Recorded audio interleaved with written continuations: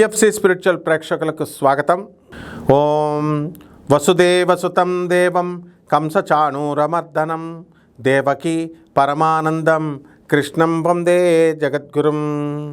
జగద్గురువైనటువంటి శ్రీకృష్ణ పరమాత్మకి జగదేక వీరుడైనటువంటి అర్జునుల వారి యొక్క పాదపద్మాలకు నమస్కారం చేస్తూ మనం ఈ 12 రాశుల వారికి కూడా వారఫలాలు ఎలా ఉన్నాయో చూద్దాం.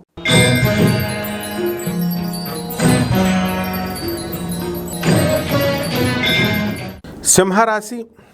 ఈ సింహరాశి వారందరికీ కూడా జన్మంలో కేతు వచ్చాడండి.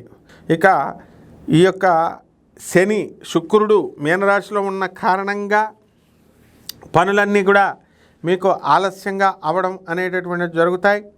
మొట్టమొదటిసారిగా మీరు కోరుకున్న వెంటనే పనులు కాలేదని నిరాశపడాల్సినటువంటి అవసరం లేదు. ఏదో రకంగా మీరు పనులు పూర్తి చేసుకోవాలనేటటువంటి పట్టుదల మీలో పెరుగుతుంది. అనేకమైనటువంటి ఇంటర్వ్యూలకి విద్యార్థులు వెళ్ళడం అనేటటువంటి జరుగుతాయి. అలాగే ఈ సింహరాశి వారికి చాలా పెద్ద అమౌంట్లో ఉదారత్వము అనేటటువంటిది ఈ వారంలో చేయడానికి అవకాశం ఉంటుంది.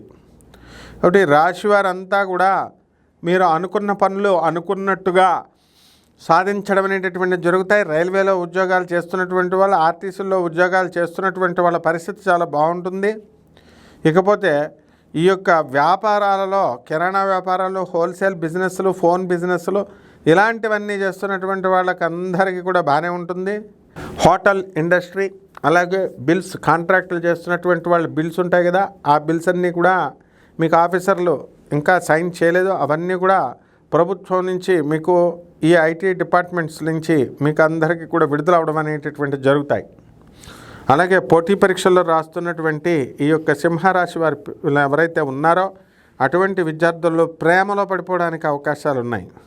ఆ తర్వాత ఎట్టి పరిస్థితుల్లో కనుక ప్రేమ వివాహం కనుక ఈ సింహరాశి వాళ్ళు ఈ నెలలో చేసుకున్నట్లయితే వాళ్ళు విడాకులు చుట్టూ తీసుకుంటూ 3 సంవత్సరాలు కోర్టు చుట్టూ తిరగాల్సినటువంటి అవసరం ఉంటుంది. కాబట్టి పరిహారాల దగ్గరికి వచ్చేసరికి ఈ యొక్క శుక్ర జపం చేసుకోండి, శుక్ర స్తోత్రాలు చదవండి, శుక్రుడు కిలోంపావు బొబ్బర్లని తెలుపు రంగు వస్త్రాలను ఇచ్చి పేద బ్రాహ్మణులకి మనం శుక్రవారం నాడు ఉదయం 6 గంటలకి దానం చేసుకోండి. అలాగే చక్కగా బొబ్బరలో పిండితో తయారు చేసినటువంటి గారెలను వేసి అందరికీ పేదవాళ్ళందరికీ కూడా ఖర్చు పెట్టాల్సినటువంటి అవసరం ఉంది. అదేవిధంగా పారేటటువంటి నీటిలో నల్లని బొగ్గు ముక్కల్ని వేయడం ద్వారా మనకి ఈ దోషం అనేటటువంటిది పోతుంది. కాబట్టి బ్రహ్మాండంగా సుఖాంతమైనటువంటి జీవితాన్ని మీరు అనుభవించవచ్చు. శుభమస్తు.